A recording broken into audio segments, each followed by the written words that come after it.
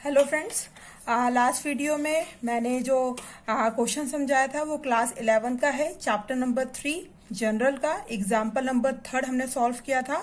इसको हम दो पार्ट्स में पढ़ रहे हैं। पहला पार्ट में पहले लास्ट वीडियो में बता चुकी हूँ, ये पार्ट सेकंड है, पेज नंबर 66 पे है। और चलिए तो हम इसका स्टार्ट करते हैं। क्वेश्चन ये दिया हुआ था, इसका illustration number, generalise the following transition in the books of Rajkumar. Rajkumar की बुक्स में हमको एंट्री करना था।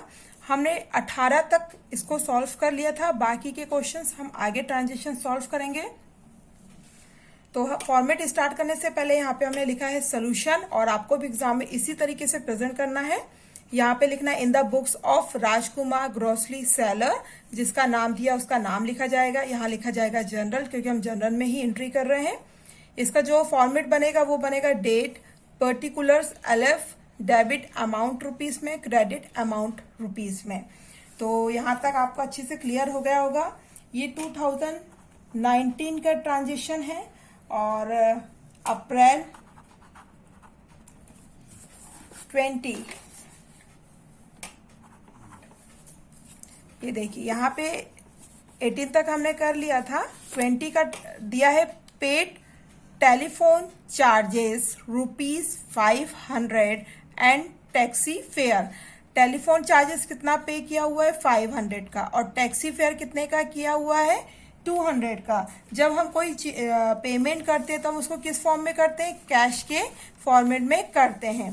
तो टेलीफोन चार्जेस क्या हो जाएगा? Telephone charges account debit. और जो टैक्सी फेयर है या बस फेयर है ना, हम किसी भी यूज करते हैं टैक्सी से या बस से, तो हम वहां पे टैक्सी एन की जगह हम क्या लिखते हैं? कन्वेंस।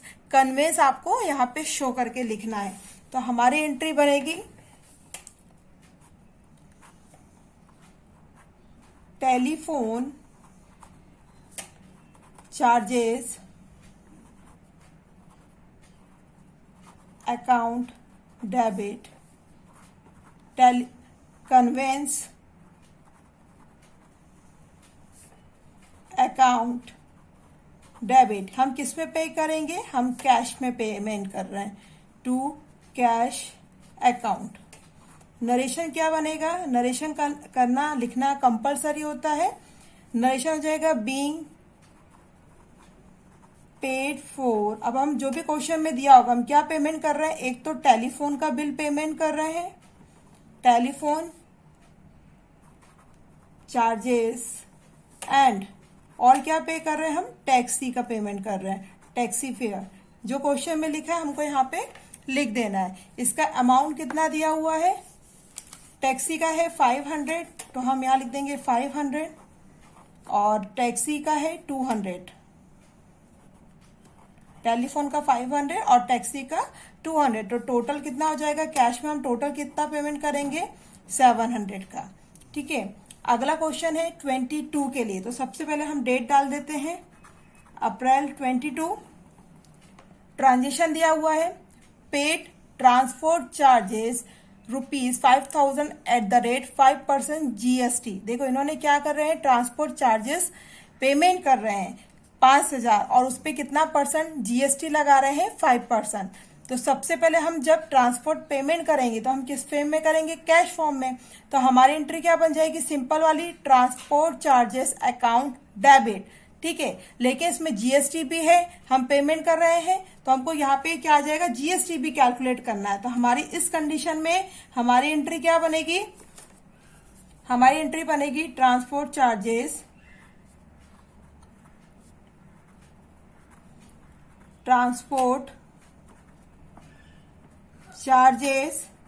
अकाउंट डेबिट,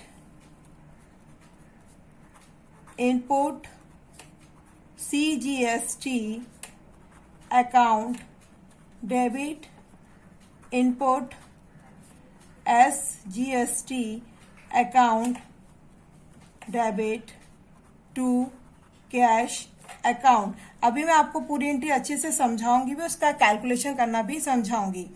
नरेशन, हम सबसे पहले नरेशन लिख लेते हैं। तो नरेशन हो जाएगा बीइंग पेड फॉर ट्रांसपोर्ट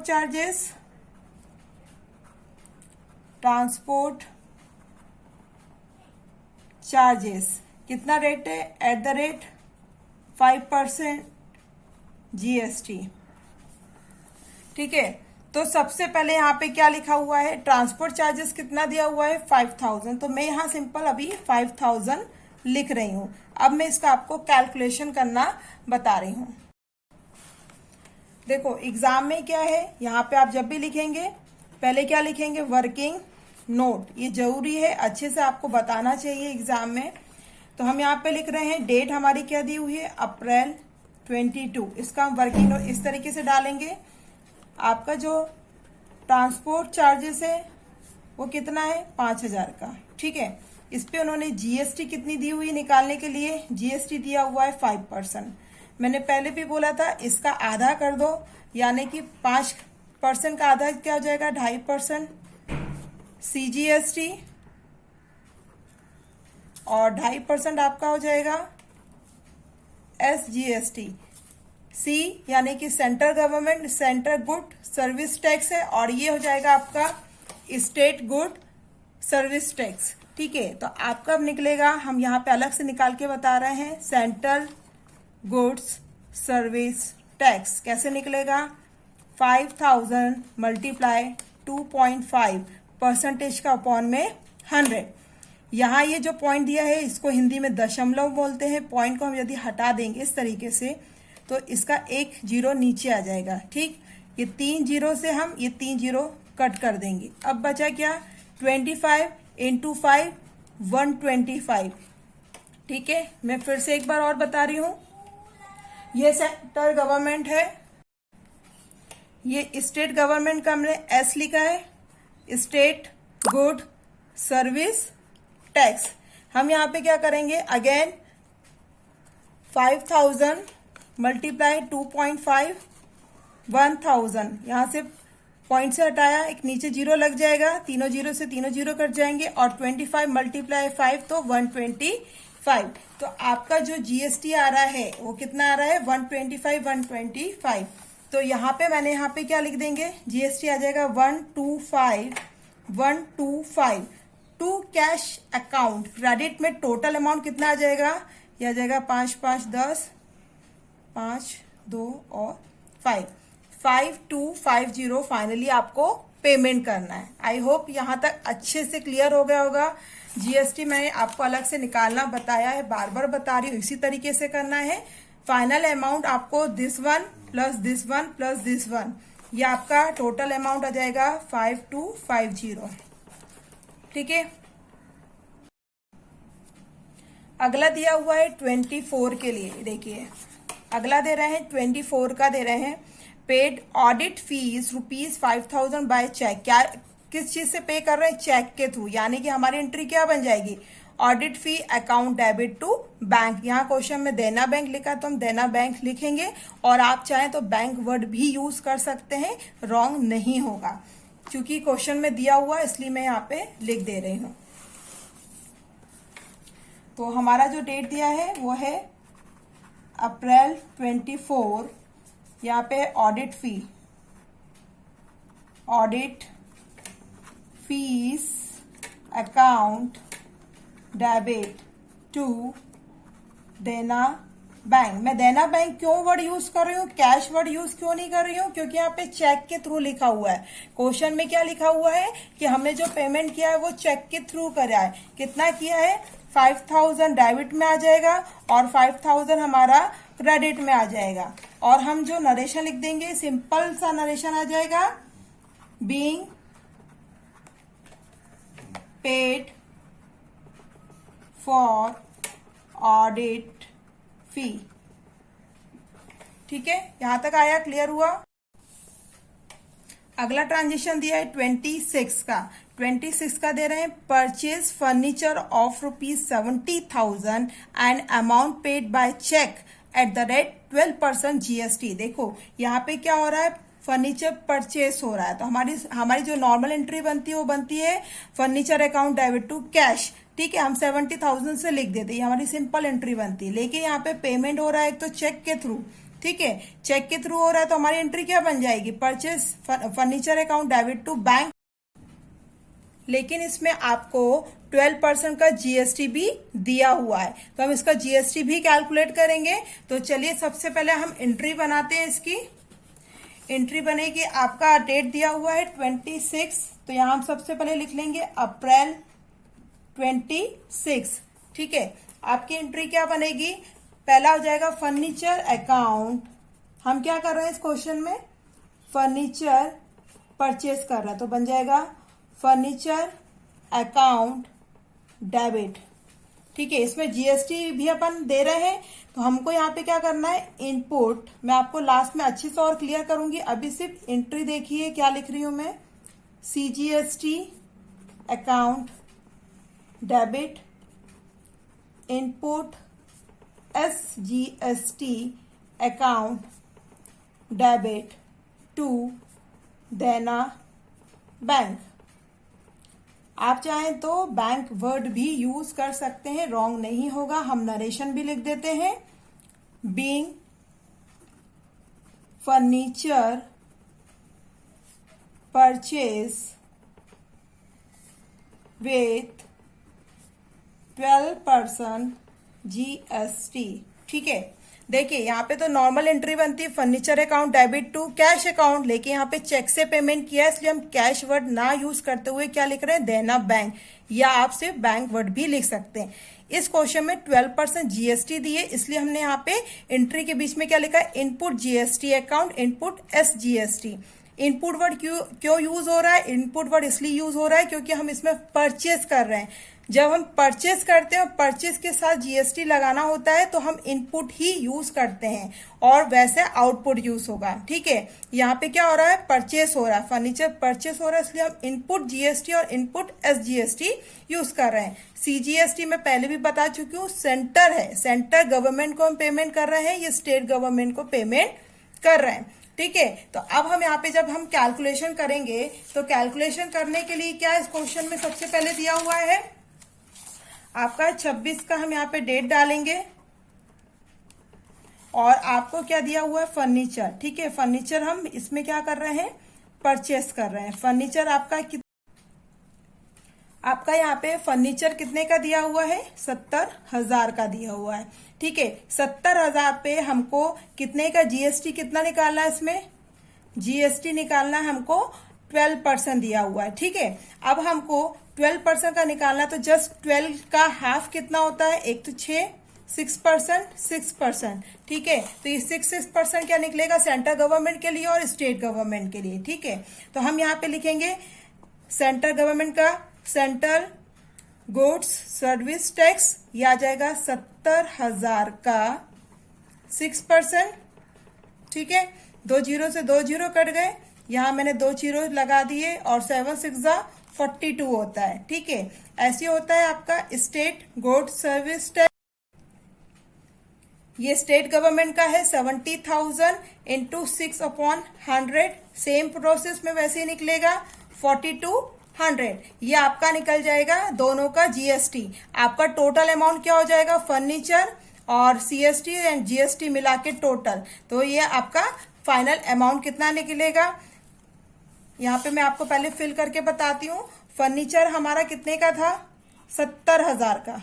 ठीक है, हमने कितने का निकाला है, ये जीएसटी कितने का निकाला है हमने, 4200 दोनों में लिख देंगे, सेंट्रल गवर्नमेंट में और स्टेट गवर्नमेंट, इन तीनों का टोटल हम पेमेंट करेंगे चेक के थ्रू।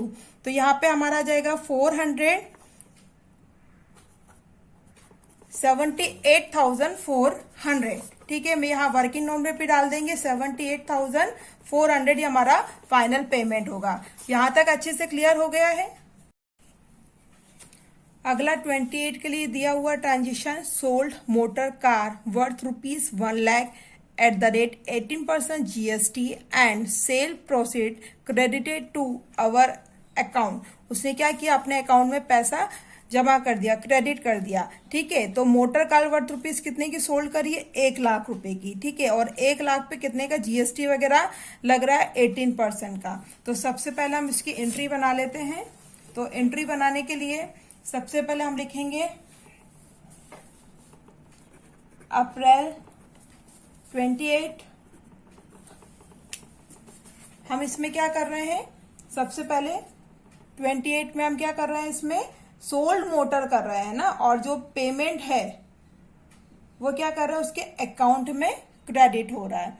तो हमारी एंट्री क्या बन जाएगी, अमाउंट कहाँ हो रहा है, उसके अकाउंट में हो रहा है, यानी कि बैंक के अकाउंट में हो रहा है। तो हम यहाँ पे एंट्री बनाएंगे, देना बैंक अकाउंट डेबिट टू, किसका पैसा है, मोटर कार का, जो हम सेल आउट कर रहे थे, जो हम बेच रहे थे। हम सेल करते हैं तो सेल कहाँ जाता है, क्रेडिट में करता है। और हम क्या सेल कर रहे हैं, कार कर रहे हैं, मोटर कार, तो इसलिए हम मोटर कार को क्रेडिट में लिख रहे हैं। हमारे पास से क्या जा रही है, मोटर कार जा रही है, इसलिए हमारा जो जीएसटी वगैरह निकलेगा वो क्या निकलेगा, आउटपुट में निकलेगा। अभी तो हम इनपुट लिख रहे थे, जब हमारे पास कुछ चीज आती है तो हम उसको इनपुट में लिखते हैं। परचेज करते हैं तो इनपुट यूज करते हैं, सेल करते हैं तो हम आउटपुट यूज करते हैं। तो हम यहाँ लिखेंगे to output CGST account to output SGST account. ठीक है, हम नरेशन भी लिख लेते हैं और फिर कैलकुलेशन करना बताऊंगी मैं आपको। Being sold motor car eight the rate, कितना परसेंट दिया हुआ, 18% जीएसटी के साथ। ठीक है, हमारी जो मोटर कार है वो कितने की है, 1,00,000 रुपए की। जो क्वेश्चन में दिया हो उसको मैं पहले आपको लिख देती हूँ। क्रेडिट में आ जाएगा 1,00,000।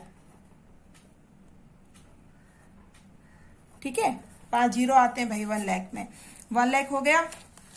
हमने क्या किया, 1,00,000 की जो गाड़ी है ना, अब हम इसका कैलकुलेशन कैसे करेंगे, तो पहले हम निकालेंगे अप्रैल 28। ठीक है, जो हमारी मोटर कार है वो कितने की है भाई, वो है 1,00,000 की। ठीक है, इस पे उन्होंने जो जीएसटी है, जीएसटी कितना दिया हुआ है, 18% दिया हुआ है जीएसटी।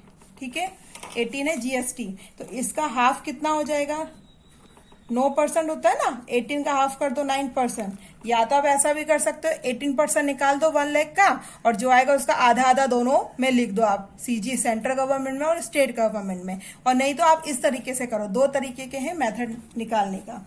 तो सबसे पहले आ जाएगा सेंट्रल गवर्नमेंट, तो central good service tax 1,00,000 multiply 9%। ठीक है, ये 0 से 0 कट गए, 2 जीरो, यहाँ पे कितने जीरो बचे, 1 2 3, तो हम लिख देंगे 1 2 3 और 9। ठीक है, 9,000 यहाँ आ जाएगा आपका। और ऐसे निकलेगा स्टेट गवर्नमेंट का, तो स्टेट गुड्स सर्विस टैक्स 1,00,000 का 9%, यहाँ पे आ जाएगा 9,000। ठीक है, आपका टोटल अमाउंट कितना चला जाएगा, यहाँ पे एक तो 1,00,000 हमने लिख दिया है, 9,000 इसमें जाएगा, तो यहाँ पे आ जाएगा 9 9 जा 18 होता है ना, तो 1,18,000 ये आपका फाइनल आप पेमेंट करोगे। ठीक है, तो हम यहाँ पे अब लिख देंगे कितना जाएगा हमारा। तो अब हमारा जो आउटपुट है सीजीएसटी कितना आया, 9,000 आया सेंट्रल गवर्नमेंट के लिए, और स्टेट गवर्नमेंट के लिए कितना आया, 9,000 आया। ठीक है, इन दोनों का टोटल हमने यहाँ पे कितना लिखना है, 1,18,000। ठीक है, कैसे आया, 1,00,000 प्लस 9,000 प्लस 9,000। मैं आपको एंट्री फिर से बता दे रही हूँ, इसमें मोटर कार को सेल आउट किया गया है, कितने परसेंट, 18% जीएसटी पे किया गया है, और जो पेमेंट है वो बैंक में डिपॉजिट जमा कर दिया है। तो देना बैंक रिसीवर है, बैंक यानी कि रिसीवर है, बैंक में जमा किया है, तो बैंक अकाउंट डेबिट हो जाएगा। उसके बाद हम सेल आउट कर रहे हैं, मोटर कार को सेल आउट कर रहे हैं, तो टू मोटर कार हमारा क्या हो जाएगा, क्रेडिट हो जाएगा। क्योंकि हम मोटर कार सेल आउट कर रहे हैं, इसलिए यहाँ पे आउटपुट जीएसटी और आउटपुट सीएसटी के से हम एंट्री करेंगे, और उसका कैलकुलेशन मैंने आपको करना बताया है। ठीक है, यहाँ तक है, समझ में आ गया है अच्छे से। लास्ट एंट्री है इस क्वेश्चन की, एंट्री दी हुई है 30 वाली, paid cash to Kavita ₹15,500 who allowed us discount ₹500। हमने पेमेंट कितना करा है, 5,500, और उसने हमको कितने का डिस्काउंट दिया था, 500, यानी कि उसको पेमेंट कितना करना होगा, 15,500 प्लस 500, यानी कि हमको उसको 16,000 पे करना होगा, लेकिन उसने हमको डिस्काउंट कितने का दिया, 500 का। तो सबसे पहले हम यहाँ पे लिख देते हैं अप्रैल 30, ठीक है। और हमारी जो एंट्री बनेगी वो बनेगी कवितास अकाउंट डेबिट, ठीक है। उसको कितना पे करना था, 16,000, है ना। 15,000 प्लस 500 यहाँ पे आ जाएगा to cash account to discount. Question में अलग से लिखा हुआ है कि उन्होंने डिस्काउंट अलाउड किया है। डिस्काउंट हमको रिसीव कितने का हो गया, ठीक है। यहाँ पे कैश में कितना है, क्वेश्चन में दिया है 15,000, तो कैश में हमारा आ जाएगा, कितना आएगा 15,500, ठीक है। और जो डिस्काउंट रिसीव कितना हुआ है हमको 500 का हुआ, यही 16,000 हमने यहाँ पे ऊपर लिखे हैं। 15,500 प्लस 500 टोटल आ जाएगा 16,000। तो हमारा जो नरेशन बनेगा वो क्या हो जाएगा, बीइंग डिस्काउंट रिसीव। एक तो हमें रिसीव हो रहा है डिस्काउंट, हमको 16,000 पेमेंट करना था कविता को, लेकिन उसने हमको 500 रुपये माफ कर दिए, डिस्काउंट दे दिया, ठीक है। तो बीइंग डिस्काउंट रिसीव्ड, नहीं सॉरी मैंने ये गलत लिखा है, being paid to Kavita and discount